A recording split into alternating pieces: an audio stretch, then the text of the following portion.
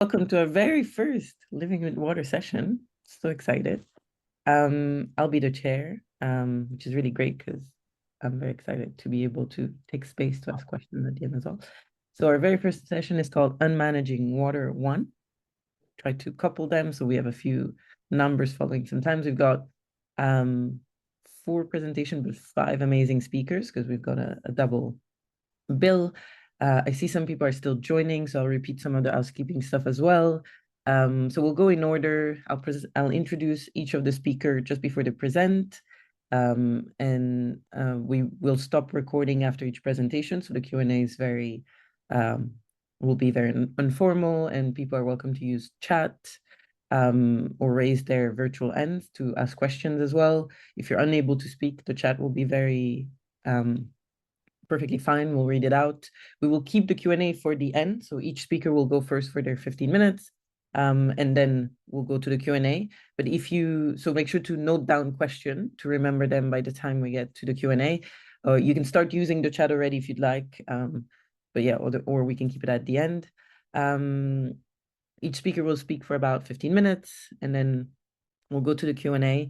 If anybody in the room would like captions or translations, you have the option at the bottom under show caption. You can create a translation with your preferred language, or you can create a transcript or caption that you can also look at while people are speaking as well.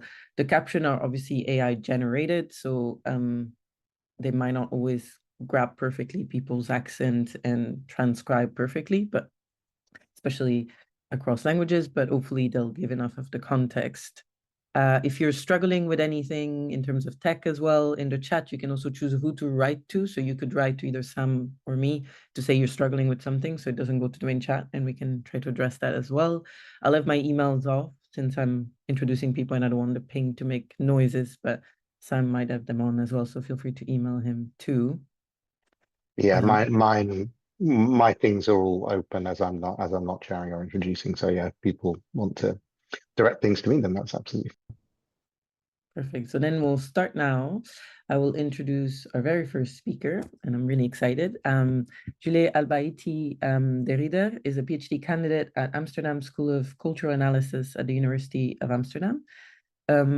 Her project, Reimagining Water Through Marginalized Stories in the Neerlandophone Space, explores the contemporary literature, oral history, performance, and arts in the Netherlands and former Dutch colonial spaces in Brazil, Suriname, and Indonesia. This project aims to pose a resistance to the old age Dutch narrative of a quote-unquote battle against the water in order to make space for alternative encounters that reimagine ways of living with water. She's also an associate member of the Posthumanism Research Institute at Brock University in Canada and a PhD member of the Netherlands Institute for Cultural Analysis. So if you would all make sure to mute yourselves, except Julée, while she presents, and then you can react also with a little clap of the hands to welcome her as she starts presenting. Thank you, Giulia. Is the presentation showing on everybody's? Okay, perfect, wonderful. Well, thank you so much for this opportunity. So yes, I'll be talking about water in the Neerlandophone space, and I want to here kind of challenge normative dominant narratives and try to kind of weave in subversive narratives of water and with water in the Neerlandophone space. And in order to do so, I will be analyzing a photography series by the Brazilian artist Jonatas de Andrade. So let me first kind of analyze this photograph that you're all seeing. We see a woman throwing a bucket of water at a soldier who is armed with a rifle. And in between these two figures, we see this kind of splash of water over the soldier's back. But the water hasn't fully saturated into his garments because it's still kind of ephemerally in between the two figures, kind of hovering over his body. And the water is reflecting this bright light, and attention is kind of drawn towards the body of water.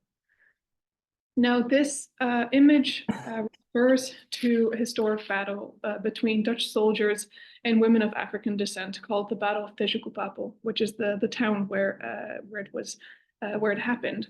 And this battle occurred in 1646 during the Dutch colonization of northeast Brazil. And the battle itself is not documented in any official records, but is actually only told through oral storytelling that has passed on through generations. So everything that we know about the battle is through oral storytelling. And I've here selected two images. On the left, we see the battle kind of reiterated in an annual theater performance, because since 1993, the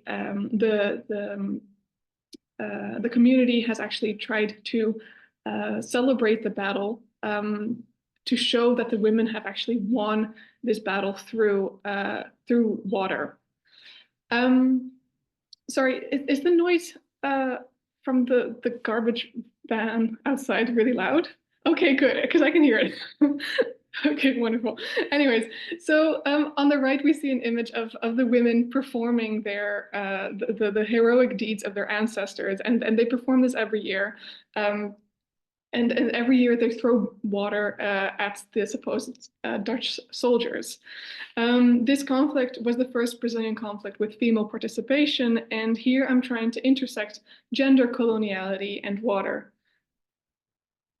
So what do I actually mean with water, and specifically in the Neerlandophone Delta or in the Neerlandophone space? So Neerlandophone refers to the moments in history where people have been in contact with Dutch language and culture. And here I'm focusing specifically on former colonial spaces, such as the northeast region of Brazil, but also Suriname and Indonesia. And I argue that the narrative of water in the Dutch Delta and Dutch country was actually kind of transported and exported to the colonies. So the Netherlands is a very flood-prone delta, and for more than 2,000 years, the Dutch inhabitants have attempted to domesticate water. Now, this idea of domesticating water in an attempt to reduce flooding has been transported to the colonies in an attempt to also kind of make a new Netherlands, in a sense. So, for instance, the canals that we find in Amsterdam, we can still find in places such as Jakarta or Recife in Brazil. Here I focus specifically on the Delta as a site for material discursive thinking. And what I mean by that is that the Delta is a place where land and water come together, so it's murky. And it's a place where seawater and river water come together, making it brackish. But at the same time, it's also a place of encounter between peoples. For instance, the Dutch soldiers and the African descended people of the town of Tegucigalpa. So here, the mixing and saturating of a delta is also reflected in the cultural, social, political aspects of the Neerlandophone space. So the delta becomes a colonial site, not only where materials mix, but also where cultures and different narratives combine. And my aim here is to show that water is not transparent or clear or neutral, but actually murky, brackish, and opaque. So murky and brackish and opaque, they refer to the unclear and contested and challenging narratives of relations between humans and water. And I'd like to look at water as something more than instrumental, something more than just a resource that is in need of management. So let me return back to the photograph. I'll be analyzing a couple that of Jonathan's The Andagia series. So here, as I mentioned, we see water gliding over the soldier's back. But at first sight, we see actually four figures. We see a woman holding a bucket of water, another woman throwing the bucket of water at the two soldiers.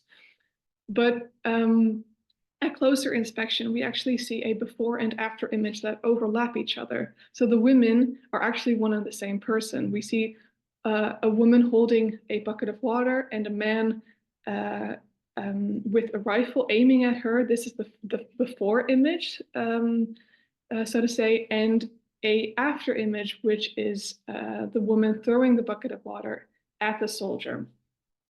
Now, these two bodies are placed in two moments in time, creating four figures, where water is this kind of ambiguous fifth figure or protagonist in the image.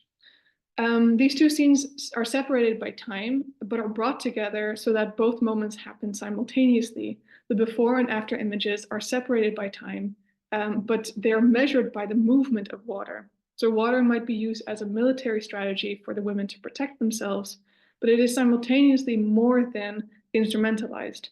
It connects the past to the present by measuring the separation between the two images. These images show or provide another example of how water is more than instrumental. So on the left, we see the actresses of the theater performance kind of showing their inventory of artillery. So we see pots where they carry the water in, but also rakes, irons, brooms. And on the right, we see a rather classical or traditional military image of men with rifles. Now, the assemblage of women in pans and other domestic objects might remind the viewer of domestic unpaid labor, thus reading the photography series as the perpetuation of feminine domesticity and on the other hand, masculine politics and power. However, by using the pans to boil water, the domestic objects and the water become more than just domestic. They become subversive, a military strategy in armed conflict, a rather unpeculiar military strategy. Note that the images do not transcend domesticity and instrumentalization. They still refer to water's domesticity, but they also show other narratives of water, other ways of living and understanding water. Until now, I used the material metaphor of the delta to explain how materials and cultures interact with each other and meet each other. Thinking with the delta is a way for me to think along the lines of fluidity, hybridity, and saturation. However, what are the limits to thinking with water? How does this epistemology also obscure other processes that are profoundly non-fluid? So whereas the materials in the delta of Tegucigalpa may mix and saturate each other, the town actually experiences discrimination, isolation, and containment. As the theater director of the Tegucigalpa performance states, it's a struggle that goes on. Today, we don't fight the Dutch colonizers anymore, but we have the invading hunger, the invading misery, and the invading lack of medicine. These are the Dutch invaders of today. So the battle did not end in 1646, but continues till this day, showing the aftermath of colonialism. A delta may not only be murky, brackish, and hybrid, but also a barrier, a frontier, a container. Therefore, when thinking with water, I would like to pay attention to the ways in which processes are very much unlike water. For instance, how progress, education, and healthcare do not flow naturally into Tegucigalpa, but are obstructed by a history of colonialism and discrimination. So it is important to extend the delta as a concept beyond its material properties to recognize its social political aspects. So some concluding thoughts. Here I've looked at the material discursivity of the delta of Tegucigalpa, looking at the spaces, but also the histories and the ways of living that emerge in the delta. And I'm showing, I've been showing how narratives are murky. There's not a clear understanding of what water is. It's not only instrumental, but it's also at the same time more than instrumental, used as a military strategy, but also as a way of thinking. So here, waters become subversive because they challenge transparency and universal narratives and show alternative, marginalized narratives of relations between humans and water. And living with water becomes something hydrosocial. It's something along the lines of interrelations but also a material aspect. And this living with water should be addressed as something that is turbid and divergent instead of universal and transparent. So thank you very much for listening. Amazing. Thank you so much, Julée. Everyone, feel free to use the react button. As can't be in a physical room where you can hear the echoes of our applause, but very happy to have heard that. For those who have joined a bit later, thank you so much for joining. We're going to keep the Q&A at the end, so make sure to make some notes for Julée's presentation. And we'll now move on to our next presenter with Professor Keir Waddington. So as I introduce and read your bio, I'll let you share your slides. So Keir Waddington is Professor of History at Cardiff University with a background in the social history of medicine. He has published on public health, medical education, and the history of psychiatry, while he also works on literature and science with a particular focus on late Victorian Gothic fiction and how it represents the institutional spaces of medicines. In the last few years, his work has taken a watery turn to explore where the social history of medicine and the environmental humanities meet around ideas of precarity, scarcity, and vulnerability. At the center of this new work is how communities in Victorian and Edwardian Britain understood and responded to the environmental problems they encountered, focusing on how they sought to manage the effects of pollution on local water supplies and how they dealt with water precarity and scarcity during drought. Keir is co-director of the Resilient Cities in Fragile Context University Research Network at Cardiff and the Science Humanities Initiative, where the first works across disciplines to understand environmental crisis and the nature of resilience. The Science Humanities explore how we work across and between the sciences and the humanities, including developing best practice guidelines for running interdisciplinary projects. So I'm now let Keir start, and you're welcome to also use your react button to welcome him as he starts presenting. Thank you very much for that very generous introduction. I'm beginning to think I do too much. I should probably scale back and only focus on one thing. So rather than talking about living with water, my talk today is about living without water. So a few years ago, I wrote an article about how drought drove water infrastructures. And one of the questions a reviewer asked was, what was it like to live through a drought in the past? So this got me thinking about lived experiences. So as the environmental historian McNeill commented in 2008, the more one unpacks the concept of climate change into its components, the more the record of the past becomes relevant to imagining the future.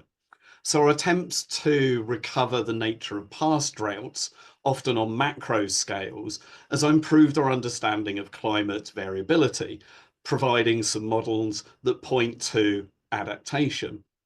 But there's a danger that we reduce disruption caused by climate change or weather shocks and adaptation to a narrative of adaptive cycles that strips out the lived realities. And some of this comes from often thinking at macro scales. As human geographers remind us, we need to understand the consequences of environmental change for the everyday lives of people. So to help get at these everyday lives, I did what all historians do, turn to evidence around me, looking at things like meteorological reports, newspapers, diaries, official reports, local archives, to get insights into these lived realities, particularly focusing on drought between 1870 and 1914, a period which saw significant and prolonged droughts across Europe. Now, if what constitutes the everyday remains loosely defined in historical scholarship, it seems to cover those arenas of life that often dismiss because they're taken for granted.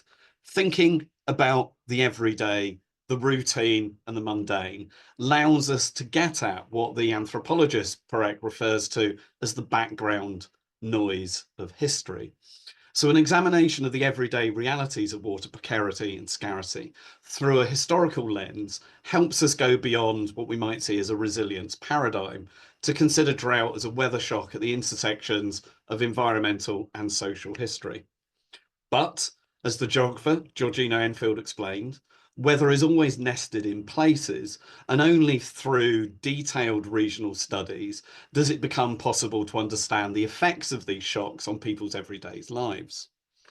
So, to give you a sense of this everyday crisis of water during drought, I use Wales as a case study to consider the stresses drought placed on urban and rural communities. Now, understanding the experiences of drought at a national level reveals generalised features. The nature of industrialisation in Wales as a significant centre of industrial growth in Europe, patterns of urban growth and immigration, along with the changing nature of water supply, created what we might see as common challenges that other nations experience when facing precarity and scarcity. Now, although on average, one of the wettest regions in Britain, always strongly recommend bringing an umbrella when you come, Wales experienced repeated and at times severe drought between 1870 and 1914. So it provides a useful and informative case study. But what was drought like as a physical and social phenomenon? So to start thinking about this, I want to provide a little bit of context. So as geographers and climate historians have shown, 19th century Britain experienced a number of severe droughts. Now, many of these were flash droughts given their rapid intensification. But the period also seen was what's referred to as the long drought of 1890 to 1910, which was the result of a series of dry summers, dry and cold winters, and El Nino effects. But evidence from Wales tells a slightly different picture, a picture of more frequent experiences of drought.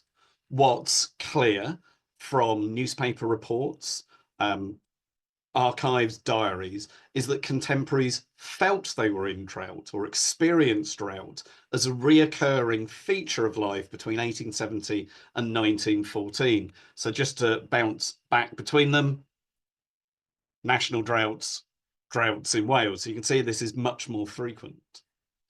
Now, some of these experiences were rooted in the landscape. Reports talked of fields being burnt up, of livestock dying, of mountains and moors being devastated by fires. More people experienced drought through how rivers, streams and wells dried up. For those living in towns, scarcity was experienced through supplies being restricted, sometimes to only a few hours a day, or the need to forage for water in the surrounding countryside. What is clear, however, is that after 1880, contemporaries experienced scarcity not as a partial drought, where mean daily rainfall for over a month was below 0.2 millimeters, but more in terms of absolute drought, or what newspapers at the time referred to as water famines. And equally, after 1890, drought was experienced almost annually until 1911, as hydrological, meteorological and anthropogenic pressures combined. Now, if towns in these years experienced scarcity through water restrictions, that, as we'll see, forced changes to the rhythms of everyday life, those living in villages were in a much more precarious position. Throughout the 1890s, as Lee Mercury explained, many living in rural districts were dependent upon streams, ponds and wells, or the local village pump.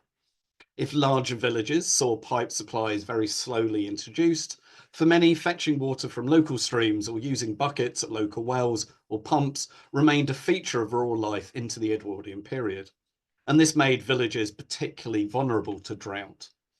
As the Western Mail explained, getting water in rural communities during the 1887-88 drought became as difficult as it had been getting water in the 1840s, when there was a very limited water infrastructure.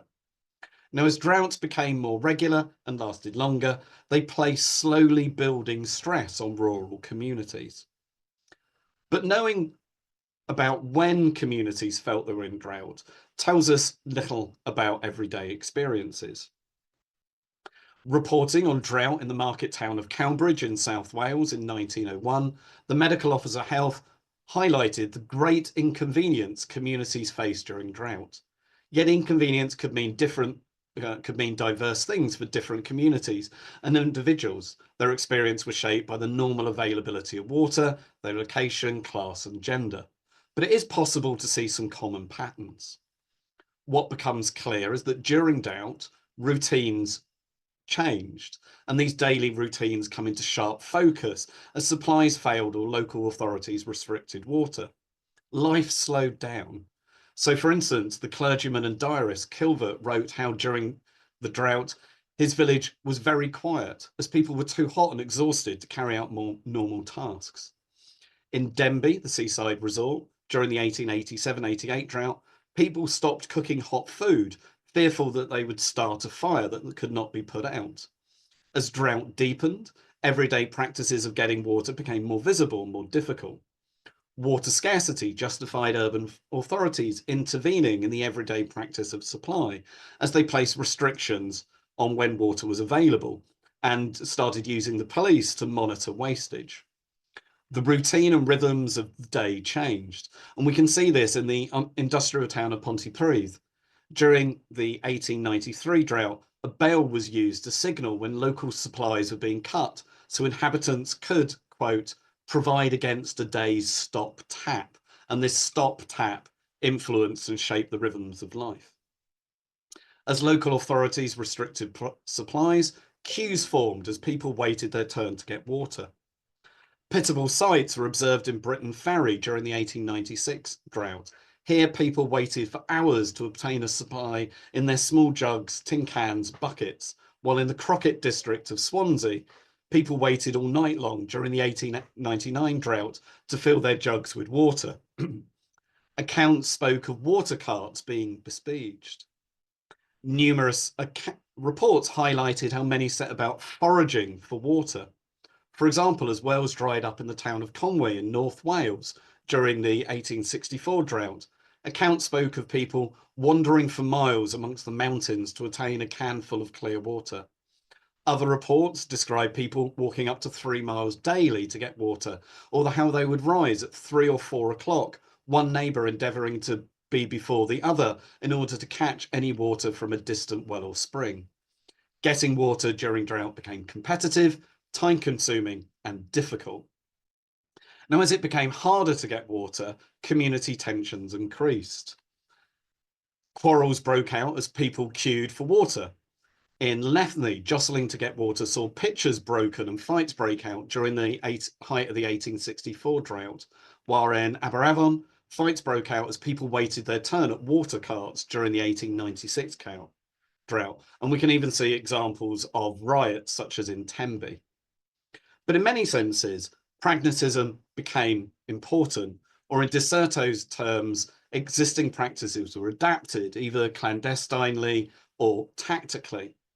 We can see such acts of pragmatism in how people left taps open and put buckets underneath them to collect water in those towns where water was rationed. Ordinary domestic tasks like washing clothes became infrequent. Reports note how, as a consequence, people washed less or not at all. In a letter about improvements to his property, H.J. Hill explained to Chepstow Rural District Council how during the 1909 drought, a shortage of water meant I've known people there unable to consequently do their washing or wash. Others turned to wastewater to wash in. Llanelli Rural District Council was informed how in response, people are actually compelled to use ditch water for domestic purposes. Now, the gender dynamic of supply was at its clearest here. Many accounts hint at how it was women who changed their behaviours most during drought. So there's nice connections with some of the things that Julie was talking about. Writing during the 1884-1885 drought, one correspondent to the Flintshire Observer described how our females are on the watch all night through water fissures here and there to waylay the precious liquid as it painfully oozes out. In the villages of West Glamorgan, the Western Mail explained how it was women who waited hours at night for their turn to get water. Finding, queuing and transporting water for the home during drought fell mainly on women, adding to their hardships given the exacting standards of domestic labour at the time. And as the usual sources of supply failed, local inhabitants turned to polluted water. As the medical journal The Lancet explained in 1893, old wells closed because they are liable to soakage of filth are reopened, and brooks and rivers are resorted to, although they receive sewage higher up, as individuals reacted under stress and turned to polluted supplies. In the mining town of Porth in the Welsh Valleys, the water local inhabitants drank during the 1893 drought was so polluted with sewage that one diarist referred to it as being the colour of coffee. Now, rather than being ignorant, evidence suggests that communities were very well aware of the dangers of drinking such water. But, as one report on the seaside town of Penarth explained, during the 1884-85 drought, communities faced Hobson's choice, either foul water or none. So faced as we are with anthropogenic climate change, historians have become interested in questions of resilience. Whilst Welsh communities may have faced water shortages and in some cases a water famine as supplies failed, no community reached a tipping point. They absorbed or adapted. Did this make them resilient? Now, perhaps there's a better way of thinking about it. Now, for communities, drought was not about how many inches of rain fell, but about the disruption to social normalcy, about hardship, which varied socially, geographically, and temporally. An investment in water infrastructures reduced but didn't remove urban communities' exposure to scarcity as they experienced intermittent supplies and restrictions. But if drought was disruptive for towns, in villages the effects of drought on everyday experiences were often acute. Through the everyday, we can get a sense of how daily life and the mundane realities of getting water was disrupted, often, as we saw during the long drought, for years, 21 years in this case. We get a sense of how individuals and communities adapted their behaviour on a daily basis as they went about the everyday business of coping with living with scarcity. Now, such historical details might help us better understand different communities' vulnerabilities, the nature of adaptation to weather events, important themes in thinking historically about the relationship between climate and history, and about climate and anthropogenic, and the Anthropocene. So thank you very much. I know we've got questions at the end, and I'll look forward to discussing ideas with everybody here.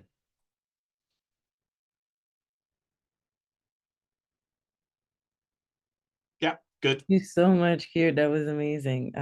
What a treat. We've had two wonderful presentations and two more to go. How lucky are we?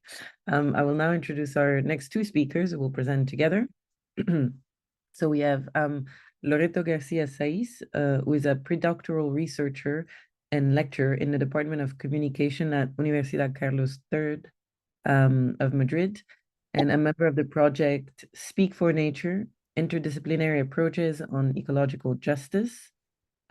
She graduated in Media and Film Studies, earning the Extraordinary End of Degree Award after completing her bachelor's thesis at the Abidine Caid Selhe Audiovisual Training School in Algeria. Her research interests focus on media pedagogies, decoloniality, and eco-criticism. And with her, we have a second presenter, Tayri García Medina, who's a PhD candidate lecturer and lecturer in the Department of Communication, also at Universidad Carlos III of Madrid as well, and a member of another project entitled Institutional Documentary and Amateur Cinema in Colonial Era, Analysis and Uses. She's currently engaged in her doctoral research, focusing on amateur collections housed in film archives that explore aspects of Spanish colonial history in Equatorial Guinea, Morocco, and Western Sahara. So I'll let you both, or one of you, share the slides and then take over, and everyone is also welcome to welcome them with the app reaction, and I'll mute myself and let you. Okay. Good morning. Thank you so much, Giulia and Sam, for organizing this seminar. It's such a pleasure to be part of it. So in the following minutes, we will discuss the recent colonial historical context of Spain, reflect on the relationship between nature, visuality, colonialism, and extractivism, analyze and compare two institutional documentaries commissioned by the Franquist regime, Campos Pescatados, set in colonial Morocco, and Cultivos Modernos, set in Almeria, Spain, and finally, proposed water and more specific hydromodernity as the catalyzing elements of both internal and external colonization in Spain, especially in dry territories where water is scarce. As the quote you can see on the slide, water was both material mediator and symbol of changing socio-ecological struggles over the trajectories of modernization. Well, regarding the historical context, recent historical context of Spain, throughout the first half of the 20th century, following the loss of its colonies in Latin America and Asia, the Spanish Empire turned its attention to the African continent, consolidating its presence in territories such as Morocco, Western Sahara, and Equatorial Guinea, from which it extracted significant resources. In Equatorial Guinea, exploitation focused primarily on timber and agricultural commodities such as cocoa and coffee, whereas in the northern territories of Morocco and Western Sahara, characterized by an arid geography and desertic climates, were primarily used for mineral extraction. However, in both cases, the search for and capture of water played a crucial role, underpinning, in the case of Morocco, agricultural development plans aimed at rescuing Moroccan populations from poverty.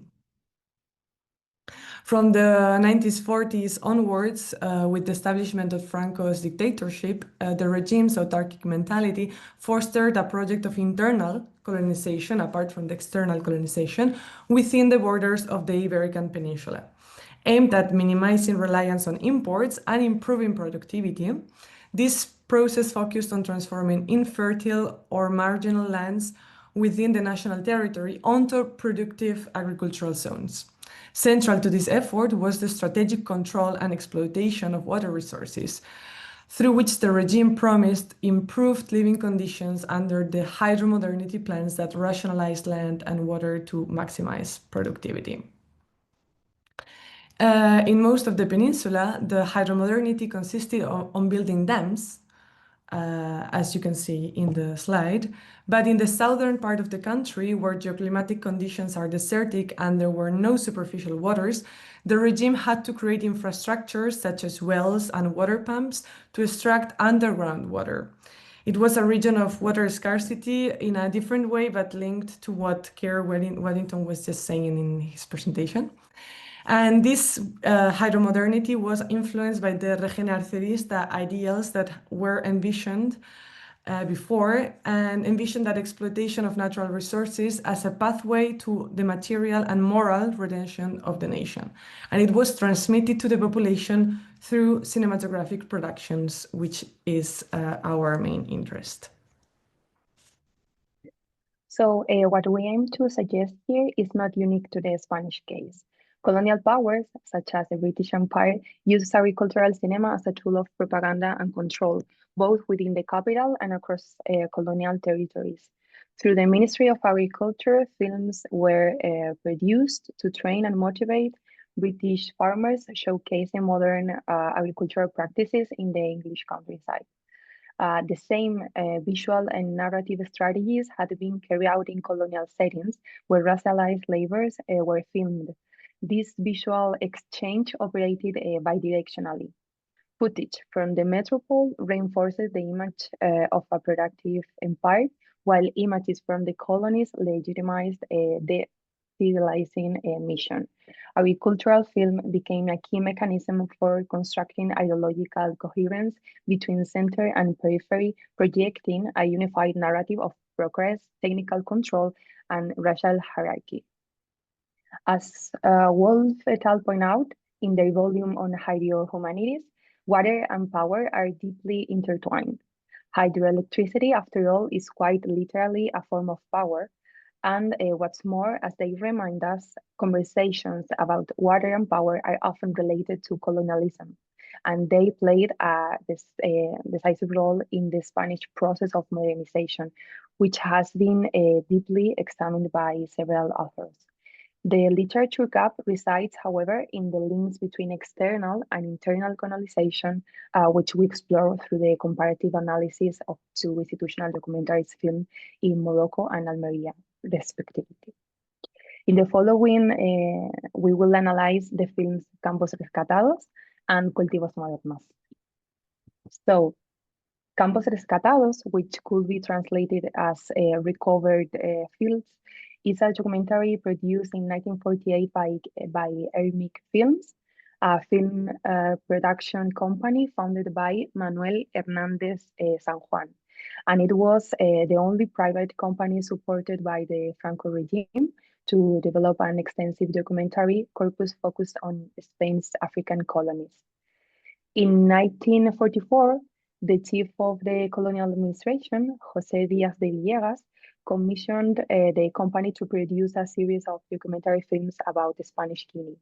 Following the success of this first project, the company was again commissioned to create a new documentary series, this time focused on Spanish Morocco. It was during this second phase that Campos Rescatados was produced. And finally, the company will later carry out a similar project in the Western Sahara too.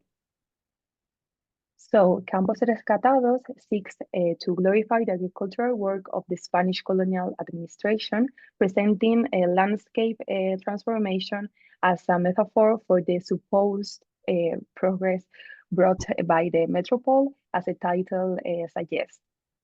So the film portrays the technical procedures used to reshape the Moroccan landscape, from drafting plans and analyzing soil and water samples to establishing experimental fields and constructing irrigation infrastructure, including ditches, the drainage system, farms, plantations, and laboratories, as you can see in these images.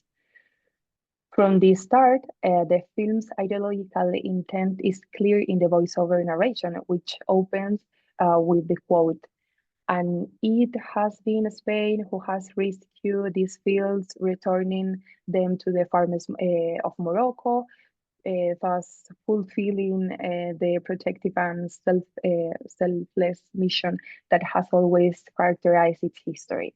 So the film presents a colonial narrative framing Spanish intervention as a civilizing force that replaces disorder with order, expertise, and altruism.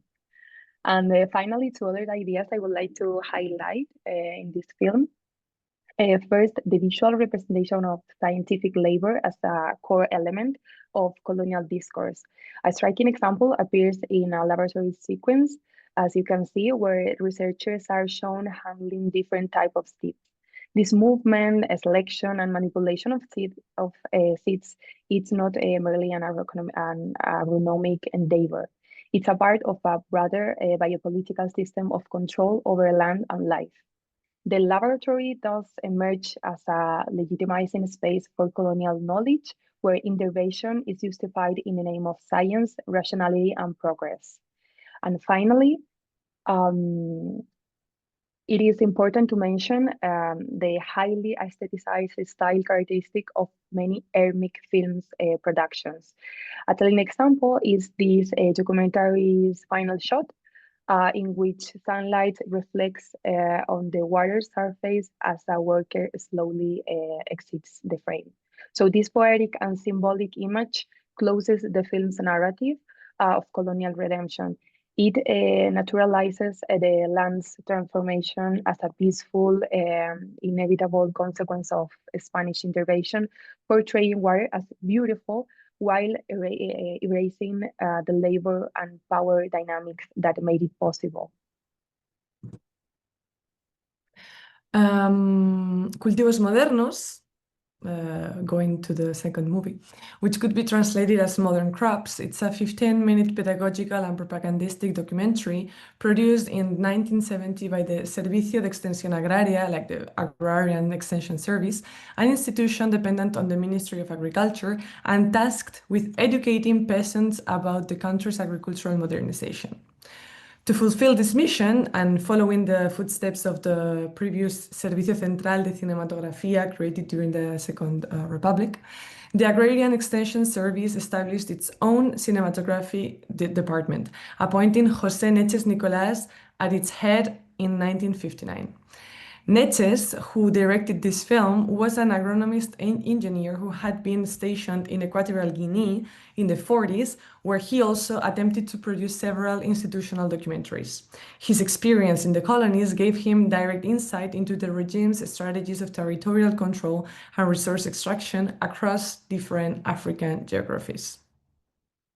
The documentary introduces a very specific location, the Campo de Dalias, which during the 60s was transformed from a barren, impoverished area into one of the most productive agricultural regions in Europe right now, what is well known as the Sea of Plastic in Almería. This transformation was made possible by the discovery and exploitation of underground aquifers. In Cultivos Modernos, as in other state-produced films from the time, water is portrayed as the key driver of agricultural development and territorial transformation. The film documents the journey of water from the wells and extraction pumps, described as producing water of a mediocre quality due to its high salinity, through irrigation channels and furrows, where it is filtered and desalinated by a layer of sand and finally to the seeds. The film's central thesis emphasizes modernization, while largely enabled by the regime's control over water resources. It constructs a techno-utopian imaginary centered on the environmental mastery, featuring images of both indoor and outdoor meteorological stations, machines that monitor temperature and humidity, humidifiers, heating and ventilation systems, and even artificial lighting that allows for agricultural work to continue in any moment.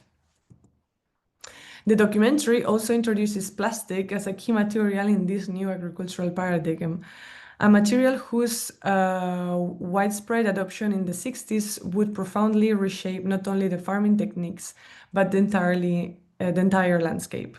Viewed from a contemporary perspective, Cultivos Modernos offers insight into a logic of internal colonialism, the transformation of peripheral rural territories into spaces of extractive productivity through infrastructural interventions, technological control, and the intensive use of natural resources.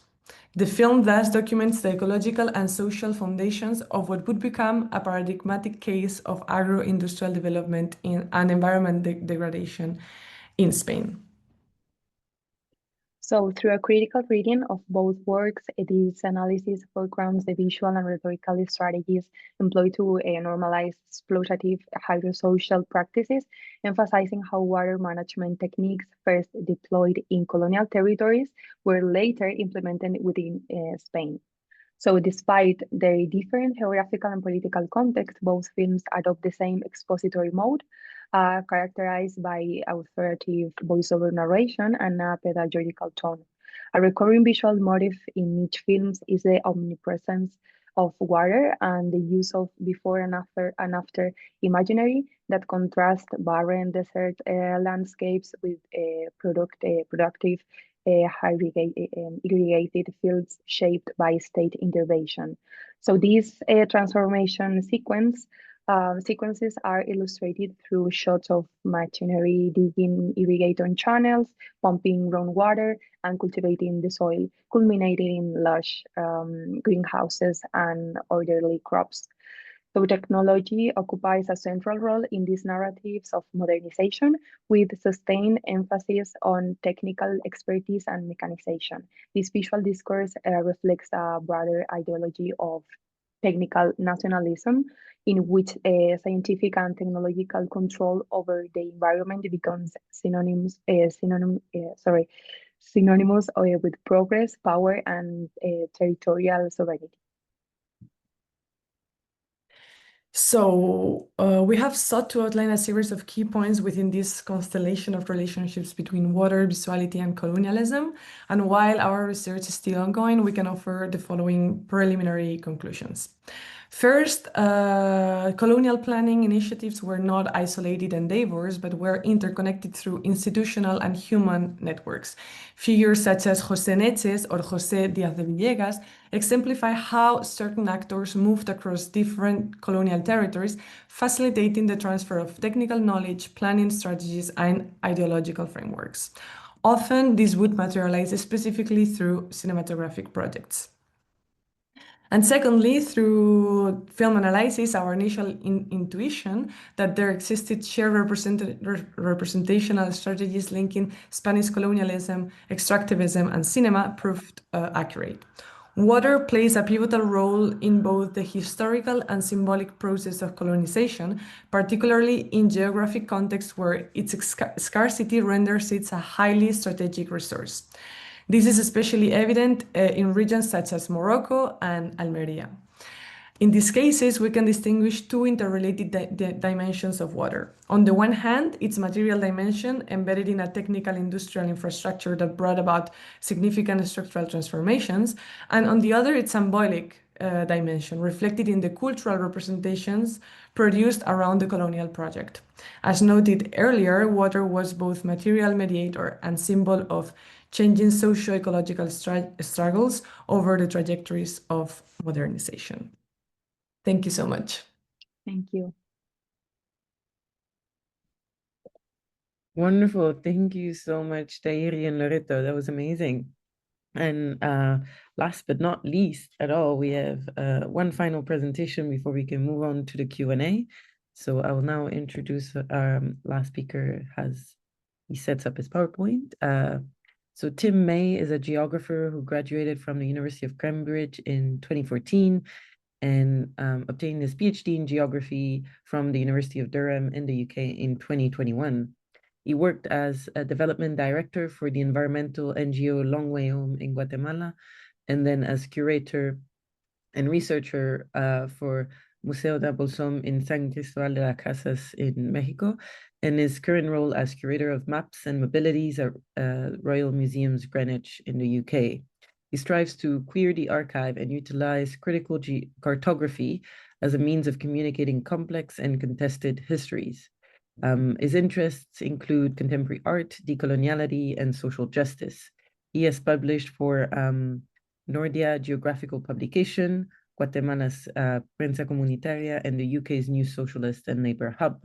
So if you'll join me in welcoming Tim with the reaction online, and I will let him start presenting. Hi, everybody. So today I'm going to speak to you about one Indigenous community's struggle to defend their home, Lake Atitlán, and draw attention to the lake's own active participation in this struggle.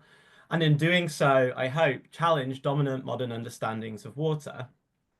This presentation is based on my PhD research and continued engagement with the Maya Tz'utujil community of San Pedro La Laguna, whose Tz'utujil name, Tz'unun, translates as water of the hummingbird.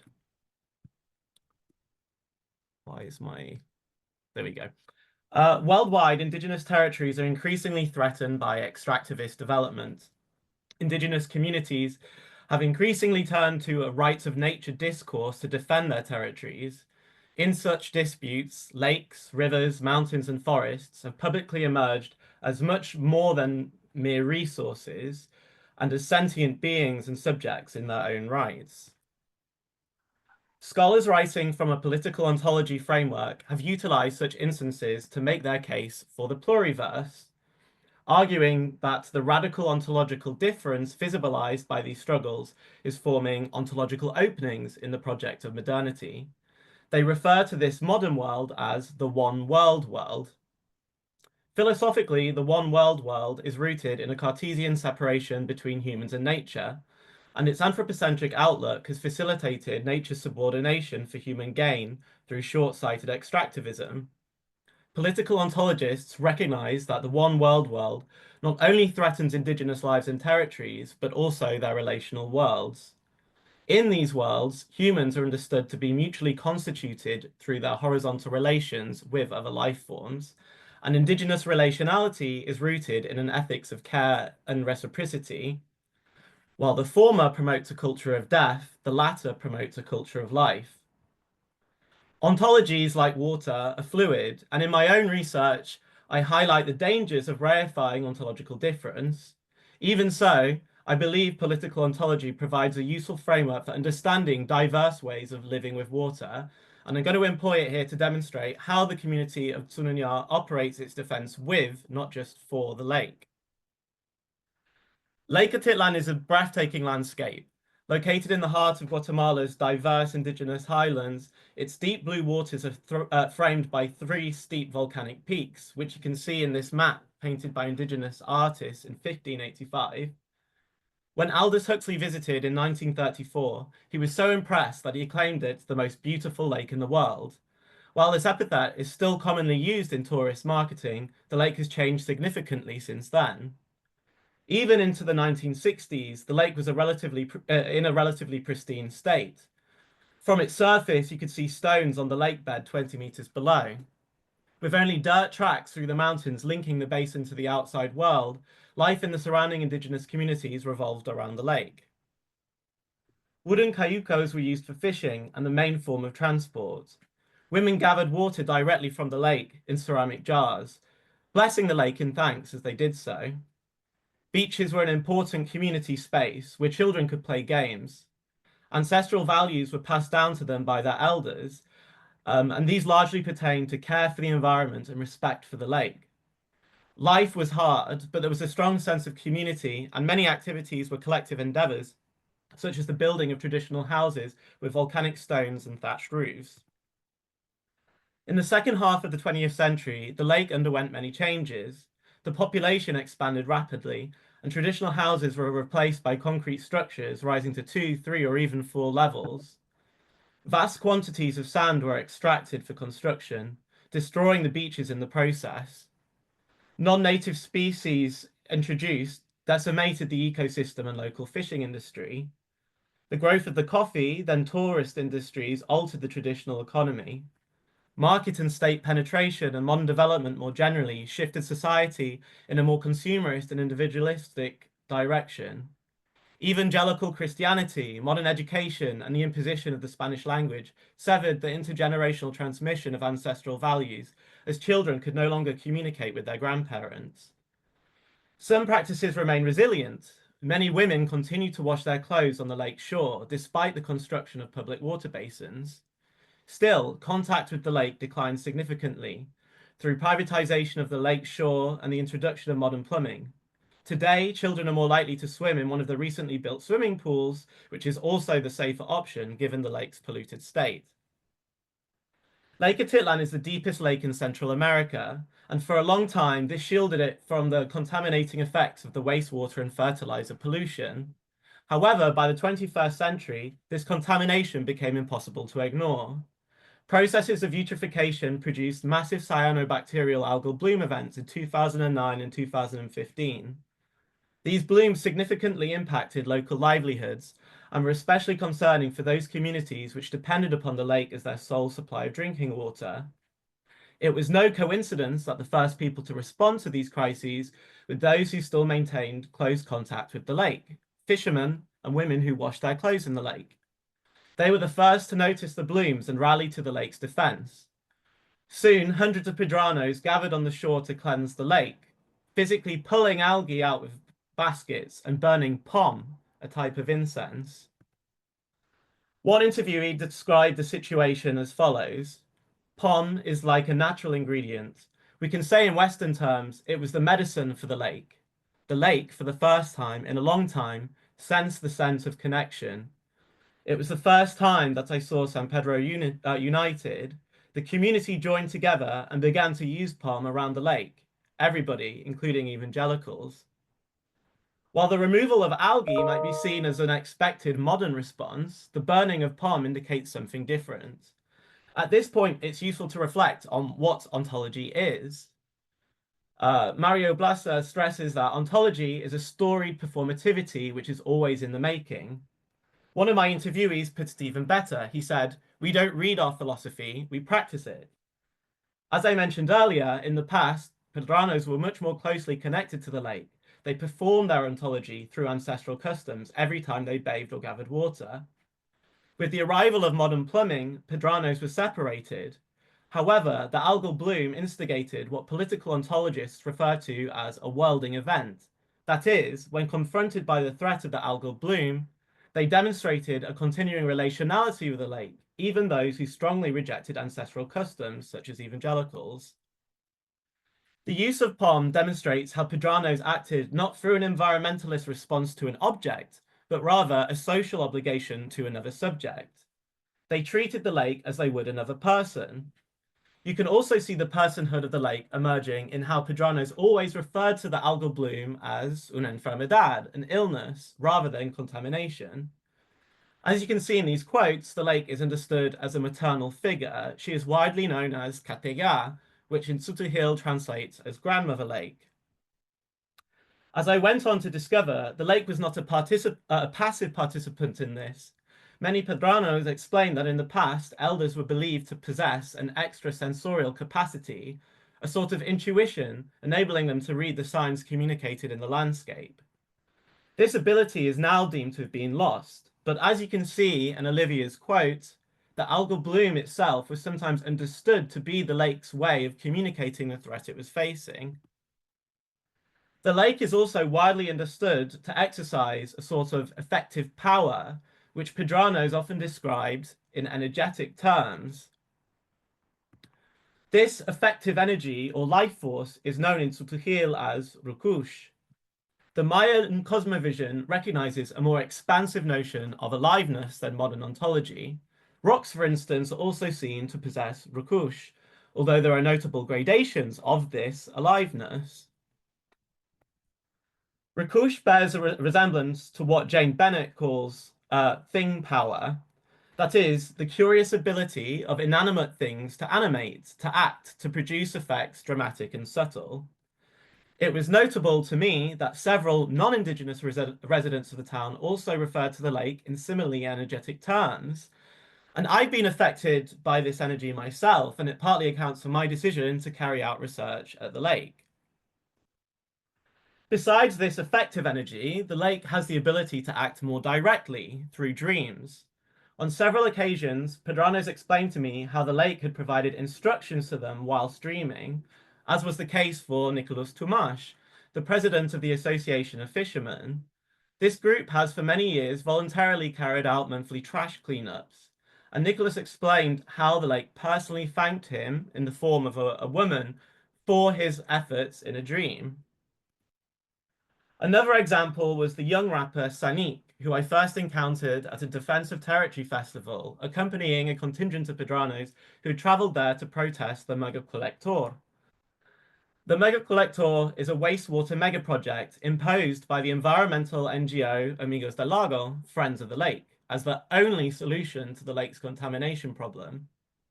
The project aims to divert wastewater away from the lake basin to be used to fertilize sugar plantations on the Pacific coast. Pedranos argue that the mega project is an extractive water grab merely disguised as an environmental measure. Strong evidence to support their fears can be found in the NGO's shady connections to the Guatemalan oligarchy. So I don't have time to go into more details about this conflict, but my point here is that, like the algal blooms, the mega collector is understood by Pedranos as another threat to the lake. And as they did in response to the blooms, they again rallied to have defense. The mega collector conflict is another worlding event, which has strengthened Pedranos' relationality with the lake. So in the text boxes in the bottom right, you can see the contrasting ontologies at play in the conflict. The NGO's vision of the lake as an economic resource in blue, and the injunction Pedranos filed against the NGO in yellow, in which they declared the lake as a living being. To return to the young rapper Saniq, we can see his relational ontology in the song which I heard him perform at the festival. The song is a call to action, asking people to respect the lake, and within it, he addresses the lake directly, subject to subject. When I asked him why he wrote the song, he explained that the lake came to him in a dream. Like in Sanik's rapping, Pedrano's relationality with the lake often appears in unexpected transmodern forms, in ancestral graffiti, on the jerseys of football players, and in the Disneyfied princess of a children's book advocating respect for the lake. In these cases, it was only through closer examination that the ancestral messages could be recognized through their modern coatings. The welding events of the algal blooms and the megacollector conflict released an ontological overflow, which continues to flow through and strengthen the reivindication of the community. She empowers their struggle against the necropolitics of the economic elites, whose extractivist logic imposes a culture of death. The lake is present in the community's protests against government corruption, and she was present in 2022 when women's beach cleaning groups staged an artistic performance in Guatemala City, symbolically depositing plastic waste from the lake in front of the Chamber of Commerce, an act which is documented in the 2024 film Las Guardianas del Lago, The Guardians of the Lake. In conclusion, it is only through engaging with the more than human that we can understand how these women, like their community at large, are not just fighting for the lake, but also with the lake. And I see with my timer, I still have like a minute, and I'm going to quickly play you a 1 minute of the documentary, which I think would be nice.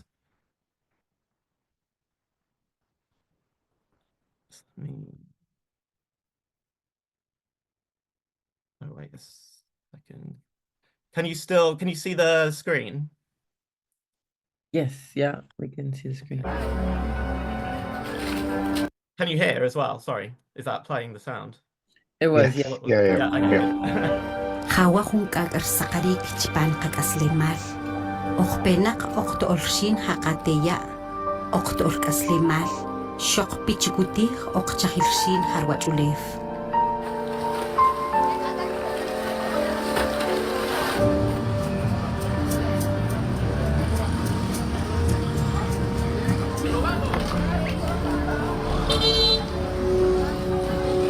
Sharmala rikamik o ochocha Cámara de la Industria. Wabe sukarehbi harikayewar. Inwabe ekobi habinakli. Hakichapon, kishimon in lauloki panontre hakatinamik ishimulef.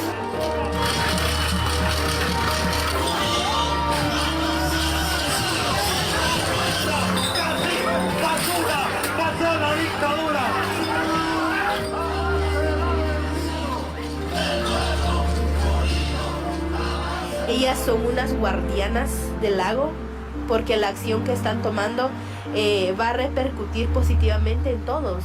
Creo que están haciendo un trabajo enorme que espero que sea reconocido a nivel mundial. Porque jamish chaqale porque jalajo qayon qa tiempo tre khatujiya an qachakhi jazn dik chaqima sa ais khabinaqi porque kitoq qolajo mishtaha qayama ke utarnon porque خاوري ما نكنيش إقامة نخل بنقطة خانة يوكي تيمبو تريخا porque خاوري مشكو تقنقونا أنت تشبارك أسلمات شخال قولي خانك بناخن كبير أقتخون pero sinceramente خاوش بيل كو تقشن تقتخيون voluntariamente. Cuando vas entendiendo.